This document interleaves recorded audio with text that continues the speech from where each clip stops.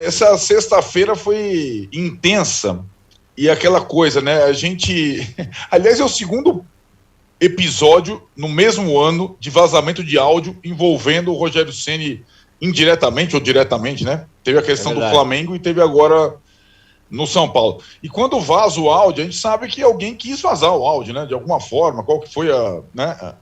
E nessa situação foi muito curioso, porque as palavras do Muricy no áudio, embora fosse um áudio um pouco mais antigo do que da sexta-feira, um pouquinho mais para trás, depois que o São Paulo ganhou do Juventude, na verdade, eram, na essência, as mesmas palavras que o Rogério Ceni vinha dizendo e disse na coletiva pós-fechamento melancólico de Brasileiro lá em Belo Horizonte contra o América, quando ele não garantiu a sua permanência.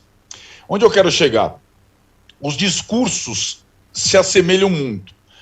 E o Rogério Ceni, que tem a sua, por incrível que pareça, sua rejeição hoje no São Paulo, até pela forma como foi lidando com tudo isso, com a torcida e com parte da diretoria e tudo mais, acabou sendo embasado, fortalecido e bancado pelas palavras do Muricy, né?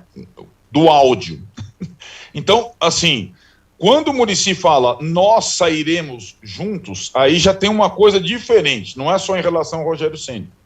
Essa aí, o diretor ou coordenador de futebol, uma pessoa, essa sim, que ainda tem assim o nome completamente preservado dentro do São Paulo e pela torcida do São Paulo. Então o Rogério Ceni saiu fortalecidíssimo do áudio vazado do Muricy. E aí, Tirone, a consequência disso, e aí que está uma certa, a gente tem que interpretar a estratégia de Muricy e Rogério juntos e do departamento de futebol do São Paulo, é pressionar a presidência do São Paulo a ousar um pouco em termos de futebol para a próxima temporada. E aí é uma boa discussão, né? O São Paulo tem condição financeira frágil hoje. O São Paulo tem investido todos os anos no futebol, consideravelmente, e os resultados são muito pálidos, para não dizer nenhum, né? Teve um campeonato paulista esse ano, mesmo com um time caro pra caramba. Time caro, investimento, não quer dizer necessariamente sucesso.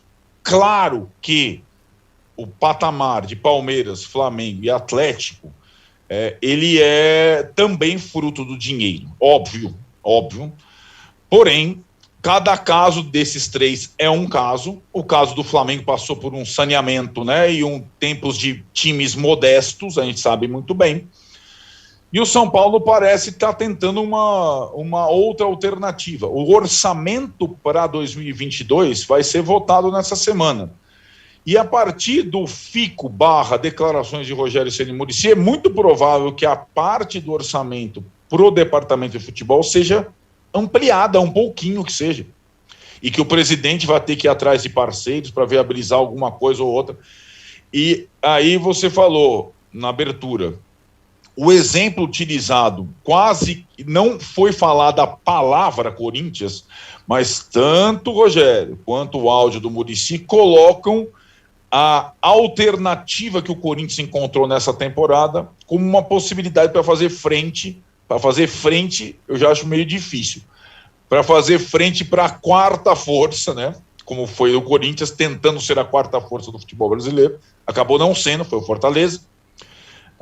Numa temporada em que Atlético, Flamengo e Palmeiras continuam, digamos, favoritos às conquistas e tudo mais. Então, foi esse fico. Ele talvez signifique ao menos uma garantia de trabalho e de afinco desses dois caras muito ligados ao São Paulo. Talvez, eu imagino, fosse pior com a saída dos dois, porque o São Paulo ficaria literalmente no mato sem cachorro. Os dois sabem disso, que a diretoria não teria para onde correr, e o presidente não teria para onde correr, e fizeram as suas pressões ali, utilizando a possibilidade de Corinthians como alternativa. Eu sei particularmente, conheço mais ou menos o âncora, o Tironi. Ele sonharia com São Paulo apertando os cintos, sem ligar muito para o discurso do Rogério e do Muricy para a temporada seguinte. E acho que não vai ser isso que vai acontecer, Tironi. São Paulo vai acabar ainda fazendo algumas coisas ousadas no departamento de futebol, para dizer o mínimo, também por conta da pressão desses dois caras muito importantes na história do São Paulo, o Rogério e o Muricy. Só acho que, entre uma coisa e outra, soa assim, pelo estilo de cada um, pela personalidade de cada um, o discurso do Muricy acaba falando sobre o São Paulo mais do que para ele, Muricy, embora ele também falasse em reputação, arriscar a reputação, e o discurso do Rogério, do jeito que eles falam, fica mais para, falamos isso na sexta-feira, né? Para a carreira do Rogério que para o São Paulo. Você vê como é que é o poder da comunicação e o estilo de cada pessoa. Quando uniram os discursos, isso pegou força e acho que vai ser decisivo na votação do orçamento e nos planos do São Paulo para 2022. Qual?